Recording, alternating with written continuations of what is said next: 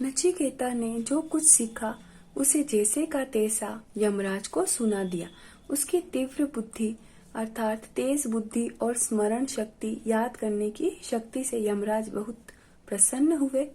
वत्स, अब तीसरा वर मांगो, यमराज ने कहा। नचिकेता ने फिर विचार किया। इस पृथ्वी की किसी वस्तु की अभिलाषा उसे नहीं थी। स्वर्ग का रहस्य यमराज ने उसे बता ही दिया था, फिर क्या मांगे। पर संसार में एक वस्तु है जो पृथ्वी और स्वर्ग के सुख से भी बढ़कर है, और वह है हमारी आत्मा। मैं कौन हूँ, कहाँ से आया हूँ, इस तरह के अनेक प्रश्न प्रायः अर्थात अक्सर नचिकेता के मन में उठते रहते थे।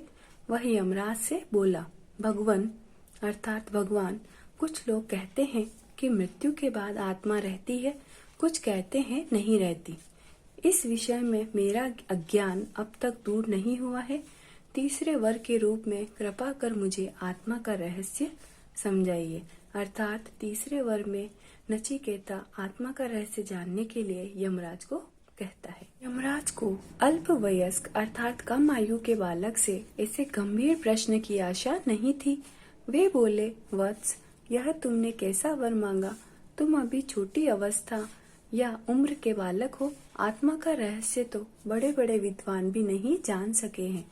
यहाँ तक कि देवताओं को भी इस विषय में संदेह रहता है। तुम मुझसे कोई और वर मांग लो। पर नचिकेता अपनी बात पर दृढ़ रहा अर्थात डटा रहा। बोला, जब बड़े बड़े विद्वान भी आत्मा का रहस्य नहीं जान पाए हैं और जब देवताओं को भी इसके विषय में संदेह रहा है, तब तो मैं आत्मा का ज्ञान अवश्य प्राप्त करना चाहूंगा। इस ज्ञान को देने वाला भी तो आपसे बढ़कर और कोई नहीं मिलेगा। आप मुझे कृपा कर आत्मा के बारे में ही बताइए। अर्थात नचिकेता मृत्यु के देवता यमराज से प्रार्थना करता है कि आप मुझे कृपा कर तीसरे वरदान में आत्मा का रहस्य ही बताइए। तब यमराज ने नचिकेता को अनेक प्रलोभन अर्थात लालच दिए।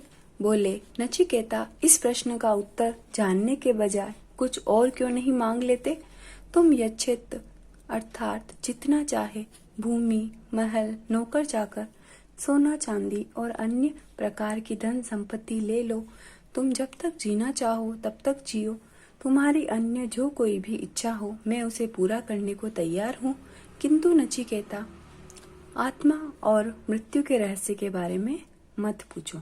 अर्थात जो यमराज है वह नचिकेता को तरह तरह के लालच दे रहे हैं और उसे कुछ भी मांगने के लिए कह रहे हैं, लेकिन आत्मा के रहस्य के बारे में उसे नहीं बताना चाह रहे हैं। शांत और गंभीर भाव से नचिकेता बोला, आपने जो इतनी चीजों का वरदान मुझे देने के लिए कहा है, क्या उनमें से किसी से भी मनुष्य को सच्चा सुख मिल सका है? संसार के सुख शरीर और इंद्रियों को क्षीण ही तो करते हैं। क्षीण अर्थात कमजोर या उनको नुकसान ही पहुंचाते हैं। धन से मनुष्य को तृप्ति अर्थात शांति नहीं हो सकती। मैं तो जन्म और मृत्यु के पीछे छिपे हुए रहस्य को ही जानना चाहता हूँ। इसके अतिरिक्त अर्थात इसके अलावा और कोई वर मुझे नहीं चाहिए। अर्थात नचिकेता यमराज को कह रहा है कि इस संसार के जो सुख हैं वह तो केवल दिखावटी है, उनसे मनुष्य को किसी प्रकार की कोई शांति नहीं मिलती है। तो इसीलिए मैं तो जन्म और मृत्यु के पीछे जो छिपा हुआ रहस्य है, जो कि आत्मा का रहस्य है, वो ही मुझे जानना चाहता हूँ।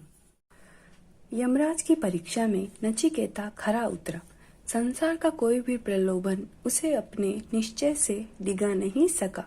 अर्थात संसार का कोई भी लालच उसे अपने जो निश्चय था, जो कि आत्मा का रहस्य जानने का, उससे उसे हिला नहीं सका। प्रसन्न होकर यमराज ने उसे उपदेश देना आरंभ किया। आत्मा न तो कभी पैदा होती है न मरती है, वह अजर अमर है और शरीर के नष्ट हो जाने पर भी विद्यमान रहती है। अर्थात आत्मा न तो कभी बूढ़ी होती है न ही कभी मरती है, और शरीर मर जाता है लेकिन आत्मा कभी भी नहीं मरती, वह हमेशा विद्यमान अर्थात मौजूद रहती है। आत्मा का ज्ञान ही सच्चा ज्ञान है। ज्ञानी मनुष्य सब प्राणियों के अंदर अपने आप को देखता है, सभी के अंदर उसकी आत्मा रहती है। इसलिए न तो वह किसी से राग रखता है न द्वेष। ऐसा मनुष्य कभी भी अशांत और दुखी नहीं होता।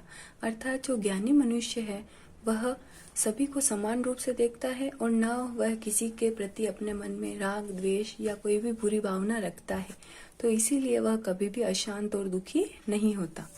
वत्स, आत्मा का ज्ञान वाद विवाद या तर्क करने से नहीं प्राप्त होता।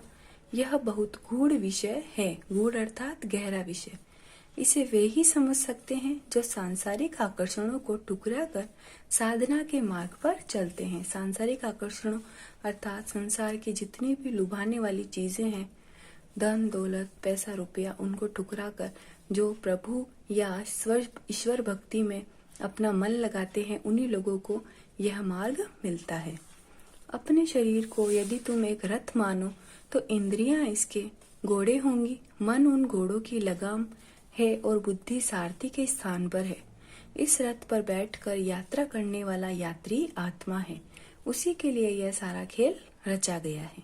जिस प्रकार दुष्ट घोड़े रथ में सवार व्यक्ति को संकट में डाल देते हैं, उसी प्रकार अनियंत्रित इंद्रियां अर्थात ऐसी इंद्रियां जो हमारे नियंत्रण में ना हो, वह मनुष्य को दुर्दशा अर्थात बुरी दशा की ओर ले जाती है। ज्ञानी मनुष्य अपनी बुद्धि और मन के द्वारा इंद्रियों को सदा वश में रखता है। ऐसा व्यक्ति ही आत्मज्ञान अर्थात आत्मा का ज्ञान प्राप्त कर सकता है। तो पुत्र उठो, जागो और श्रेष्ठ व्यक्तियों के पास जाकर उनसे ज्ञान प्राप्त करो। बालक नचिकेता ने यम के उपदेश पर आचरण अर्थात व्यवहार किया या व्यवहार में लिया और वह बड़ा होकर विद्वान और धर्मात्मा ऋषि